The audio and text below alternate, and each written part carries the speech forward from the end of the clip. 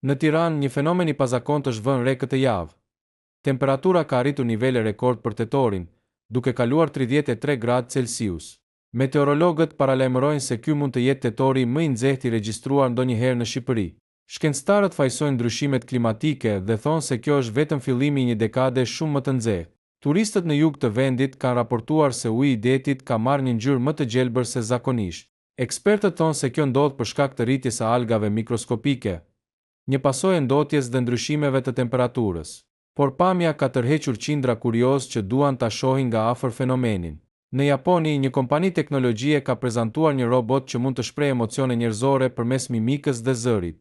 Krijuesit thonë se roboti do të përdoret për kujdesin ndaj të moshuarve dhe edukimin e fëmijëve.